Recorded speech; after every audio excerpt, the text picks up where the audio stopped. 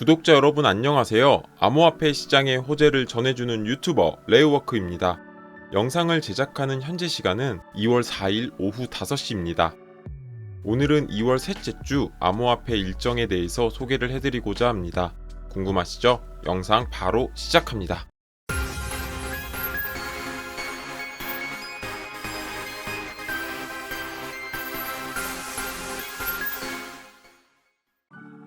지난 영상에서는 2월 둘째 주 암호화폐 시장의 주요 일정과 호재를 업로드했습니다.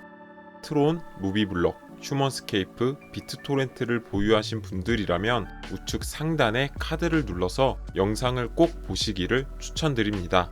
지난 영상에 이어서 오늘은 2월 셋째 주 암호화폐 시장의 주요 일정을 준비했습니다.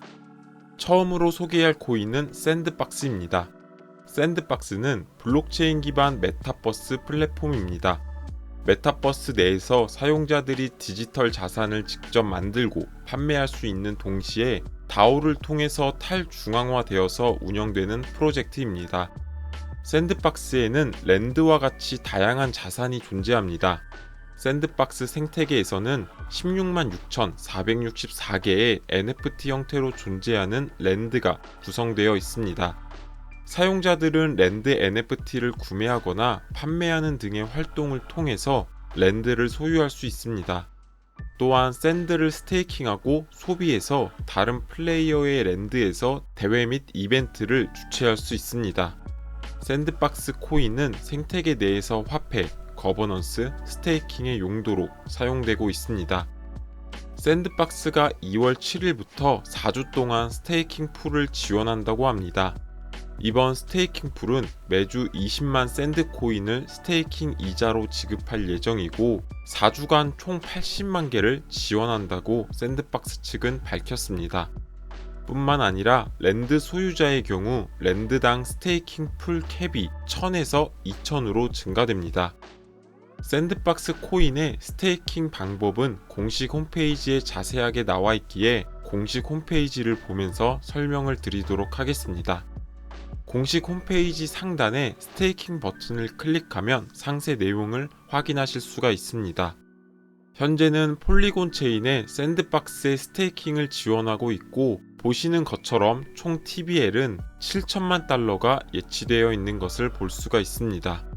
연간 수익률은 11.19%이지만 TVL에 따라서 연간 수익률은 변동이 될 수 있습니다. 그리고 우측에 보시는 주간 리워드는 매주 지급되는 샌드 코인의 수량을 나타내고 현재는 20만 개가 리워드 풀에 채워져 있습니다. 그리고 하단의 개수는 랜드의 보유 수량에 따라서 정해지도록 설정되어 있습니다.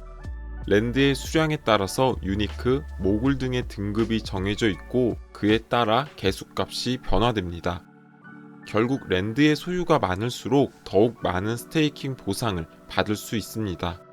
이번 스테이킹의 목적은 결국 샌드박스의 가격의 상승이라고 생각됩니다.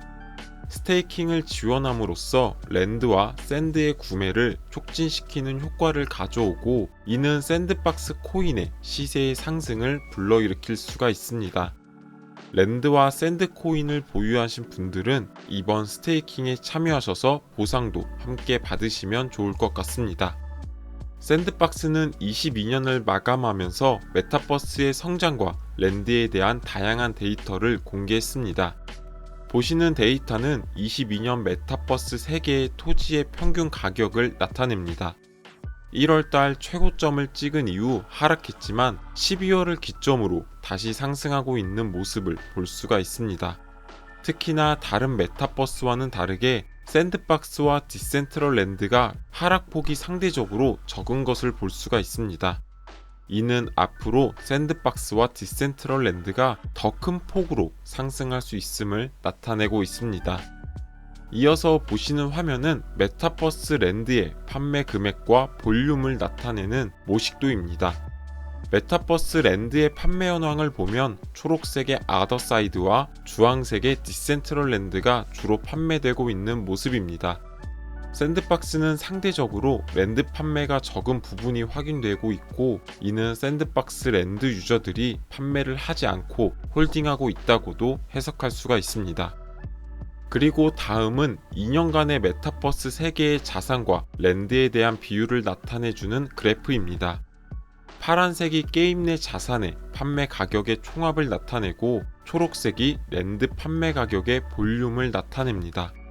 여기서 보시면 3월달 샌드박스 알파 시즌2와 10월달 샌드박스 시즌3의 이벤트가 발생한 시점에서 두 자산이 커플링 되면서 상승하고 있는 모습을 볼 수가 있습니다.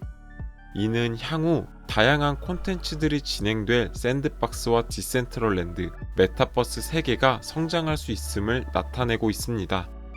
샌드박스의 스테이킹, 그리고 앞으로 발생될 메타버스 세계의 호재들로 인해서 시세가 상승할 수도 있기에 홀더분들께서는 참고하시길 바라겠습니다. 다음으로 소개할 코인은 아발란체입니다. 아발란체는 아바랩스에 의해 구축된 레이어 1 블록체인이며 오픈소스 기반의 스마트 컨트랙트 플랫폼입니다. 현재 6500TPS 수준의 트랜잭션 처리 속도와 확장성을 제공해서 이더리움의 속도 문제를 해결하고자 탄생한 프로젝트입니다. 아발란체는 X체인, C체인, P체인으로 구축되어 효율성을 극대화하였기에 확장성과 상호 운영이 가능했고, 이는 블록체인의 트릴레마 문제를 해결할 수 있었습니다. 아발란체 코인은 네트워크 내의 트랜잭션 비용이나 스테이킹, 거버넌스의 용도로 사용되고 있습니다. 아발란체가 한국 시간으로 2월 9일 새벽 2시에 아마존과 웨비나를 진행합니다. 이번 웨비나의 주요 주제는 아마존과 아발란체가 기업과 정부에 블록체인 솔루션을 제공하는 것과 관련되어 있습니다. 과거 영상에서 소개를 해드렸지만 아발란체는 1월 12일 아마존 웹서비스와 파트너십을 체결했습니다. 파트너십의 주요 내용은 아마존 웹서비스 원클릭 노드 솔루션 구축, 아바랩스의 APN 합류, 아발란체 프로젝트의 크레딧 지원 등 크게 3가지로 요약할 수 있습니다. 아바랩스는 아마존 파트너 네트워크인 APN에 합류하게 됨으로써 세계 150개국 이상에서 10만 개 이상의 파트너와 연결된 아마존의 다양한 네트워크 테스트를 진행할 수 있게 되었습니다. 이번 웨비나에서 아발란체와 아마존 웹서비스가 정부와 기업에게 어떤 방식으로 맞춤형 오퍼링을 구현할지 설명한다고 합니다. 또한 협업하고 있는 정부와 기관 기업들 중 웹3를 채택하고자 하는 기업이 구체적으로 언급이 된다면 이는 큰 호재로 작용될 수가 있을 것 같습니다. 아마존과 아발란체의 500개 이상의 기업으로 구성된 D앱들에 대해서 자세한 설명도 함께 이어질 예정입니다. 이번 아바랩스의 웨비나에 등록하셔서 주요 내용 함께 살펴보시길 추천드립니다. 다음으로 소개할 코인은 플로키 이누입니다. 플로키 이누는 도지코인의 경쟁 밈코인으로 출시된 코인입니다. P2E 메타버스 프로젝트인 바알라를 주축으로 다양한 NFT를 발매하고 운영하고 있습니다. 플로키 이누는 21년 4월 일론 머스크가 트위터를 통해서 플로키라는 언급을 하자 크게 상승한 코인이기도 합니다. 일론 머스크의 언급으로 주목을 받으면서 OKX, 후오비, 바이비트 등 다양한 거래소에 상장이 된 상태입니다. 또한 최근 일론 머스크의 트위터 인수에 따른 도지코인의 상승, 수혜 코인이기도 합니다. 플로키 이누는 최근 다오 제안을 통해 4조 9,700억 개의 코인을 소각하고 거래세를 0.3%로 낮추기로 하였습니다. 해당 제안은 1월 26일부터 28일 이틀에 걸쳐서 진행이 되었고 찬성 99.97%, 반대 0.03%로 집계되어 다수투표 원칙을 통해서 통과되었습니다. 플로키 측은 해당 다오 투표는 암호화폐의 민주주의의 가장 훌륭한 사례 중에 하나가 될 것이고 미래 성장에 큰 역할을 할 것이다 라고 밝혔습니다. 이번에 플로키 이누가 코인을 소각하게 된 이유부터 함께 살펴보도록 하겠습니다. 플로키 이누는 최초 프로젝트 창립 당시 이더리움 체인에서 총 수량을 10조로 제한했습니다. 하지만 플로키 이누가 발전하게 되면서 BNB 체인으로 확장을 하게 되었습니다. 확장 이후에 BNB 체인에 5배 이상의 홀더들이 유입이 되면서 이더와 BNB 체인 간 불균형이 발생되게 되었습니다. 불균형으로 인한 두 체인의 브릿지 역할의 명분으로 총 공급량의 6%를 재단에서 보유하게 되었습니다. 그리고 약 2년간의 시간이 흐른 지금 현재는 BNB와 이더 체인 간 균형이 유지가 되면서 해당 브릿지의 필요성에 대해서 재단이 의문을 가지게 되었습니다. 브릿지 명목의 재단이 소유하고 있는 6%의 물량은 총 순환 공급량 기준 55.7%에 달하는 큰 물량이었습니다. 50%가 넘는 물량의 경우 프로젝트에 치명적인 영향을 미칠 수 있을 뿐만 아니라 악용이 가능하다라는 단점이 존재했습니다. 그래서 플로키 재단은 유동성 풀의 확대와 악용의 가능성을 제거하기 위해서 다오를 통해서 해당 제안의 투표를 진행하게 되었습니다. 앞서 설명드린 배경과 제안의 통과로 인해서 4.9조의 물량을 소각시키게 되었습니다. 이어서 소각 일정 함께 살펴보도록 하겠습니다.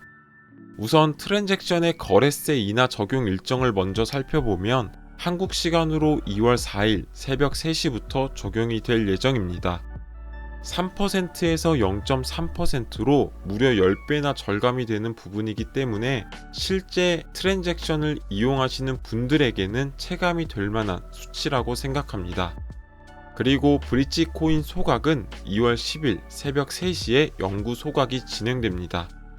해당 기간 동안 DEX와 CEX에서는 기존과 동일하게 코인 거래가 가능하고 사용자는 특별한 조치를 취하지 않아도 됩니다. 플로키 인후는 코인의 총량이 정해져 있고 이번 브릿지 코인의 소각은 큰 호재로 작용될 수 있을 것으로 보여집니다. 뿐만 아니라 트랜잭션 수수료 또한 0.3%로 낮아진 점은 장기적으로 긍정적인 효과로 작용할 수 있을 것으로 보여집니다. 플로키 인후 코인을 보유하신 분들은 참고하시길 바라겠습니다. 다음으로 소개할 코인은 카바입니다. 코스모스 기반으로 구축된 레이어 1 디파이 대출 플랫폼으로서 탈중앙화된 대출 및 대여 기능을 제공하고 있습니다. 카바는 크게 세 가지로 사용이 되고 있습니다. 첫 번째는 카바 플랫폼에서 담보 제공을 통해 스테이블 코인인 USDX를 발행하는 것이고 이를 스테이킹하여 수익을 얻을 수가 있습니다. 그리고 두 번째는 랜드를 통해서 가상자산을 대출받을 수 있습니다. 마지막으로는 카바 수합을 통해 카바 플랫폼 내에서 토큰을 수합할 수 있고 이는 카바 플랫폼의 유동성을 높일 수 있습니다. 카바 코인은 카바 플랫폼의 거버넌스 토큰으로서 사용되고 있습니다. 카바가 한국 시간으로 12월 16일 자정에 카바 12를 출시합니다. 카바는 게임 체인저라는 표현을 쓰면서 카바 12에 대한 새로운 기능을 설명하고 있습니다. 자세한 내용 함께 살펴보도록 하겠습니다. 이번 카바 12의 주요 개선점은 카바민트라는 혁신적인 모듈의 도입과 코스모스 다오 기술 개선 기능의 추가입니다. 이를 통해 더 많은 제어와 카바 커뮤니티 풀에 자금의 유연성을 가질 수 있도록 하고 있습니다. 카바는 비포 앤 애프터로 변경되는 사항에 대한 간략한 모식도를 공개했는데 기술적인 부분을 상세히 설명드리기보다는 중요 내용만 전달을 드리도록 하겠습니다. 과거에 카바 11 커뮤니티 풀에서는 스테이킹 보상 및 수수료에 대한 세금을 추상적으로 산정하였습니다. 이번 카바 12에서는 커뮤니티 풀 자금 조달을 제어하는 새로운 매개 변수를 포함한 카바민트 모듈에 의해서 직접 발행이 될 예정입니다. 이를 통해 카바다오는 커뮤니티 풀 자금의 분배에 대한 제어와 유연성을 상승시킬 수가 있습니다. 또한 향상된 카바다오의 기능은 카바 네트워크의 성장성을 불러일으킬 수 있게 됩니다. 앞서 카바 12 업그레이드에 이어서 최근의 호재 소식도 함께 살펴보겠습니다. 카바의 경우 최근 1월 19일에 코인베이스에 상장한 호재가 있었습니다. 코인베이스 상장 소식과 더불어 메인넷 업그레이드 호재까지 더해지면서 카바코인은 2주간 약 124%라는 큰 상승이 발생이 되었습니다. 실제 메인넷 업그레이드가 진행이 된다면 다시 한번 큰 상승이 발생할 수 있는 점도 참고하시면 좋을 것 같습니다. 하지만 현재 국내 거래소인 업비트의 경우 디패깅 이슈로 인해서 유의 종목으로 지정이 되어 있는 상태입니다. 상장 폐지가 될 수도 있다는 부분도 참고하셔서 투자하시길 바라겠습니다. 다음으로 소개할 코인은 솔라입니다. 솔라는 오픈소스 기반의 스마트 컨트랙트 플랫폼으로서 이더리움의 확장성 문제를 해결하고자 만든 프로젝트입니다. 과거에는 스와이프로 불렸고 22년 12월에 리브랜딩 되어서 현재는 솔라로 불리고 있습니다. 솔라는 위임 지분 증명 방식을 통해 작업 증명 방식의 취약점을 극복하여 빠르고 효율적인 네트워크를 구성하고 있습니다. 뿐만 아니라 슈노어 전자서명을 활용하는 솔라코어에 의해서 향상된 보안을 유지하고 있습니다. 솔라 지갑 사용자는 앱을 통해서 암호화폐를 구매할 수 있고 혹은 법정화폐로 실시간 환전도 가능합니다. 솔라 지갑과 직불카드를 연동하는 시스템을 운영 중이고 사용자는 솔라 지갑과 연동된 직불카드를 사용할 수 있습니다. 가상카드 또는 실물카드 발행을 통해서 애플페이 및 구글페이에 등록하여 사용할 수 있습니다. 솔라 보상 프로그램을 통해 캐시백 등을 지원하고 있고 솔라 코인은 네트워크 트랜잭션의 비용이나 스테이킹, 거버넌스의 권한의 용도로 사용되고 있습니다. 솔라 재단의 창립 멤버이자 프로젝트의 총괄을 담당하는 네임 윌리엄스는 솔라 코인 기반의 직불카드 출시를 준비 중이라고 밝혔습니다. 가장 먼저 솔라 직불카드는 국제은행의 계좌번호를 사용할 것이고 마스터카드를 기반으로 한다고 밝혔습니다. 그리고 이어서 컨시어지 서비스에 대해서도 소개했습니다. 컨시어지 서비스는 호텔이나 렌터카의 할인 및 예약, 그리고 레스토랑, 티켓 예약 등이 포함된 서비스를 말합니다. 그리고 최대 40%의 구매 할인율을 적용할 것이라고 밝혔습니다.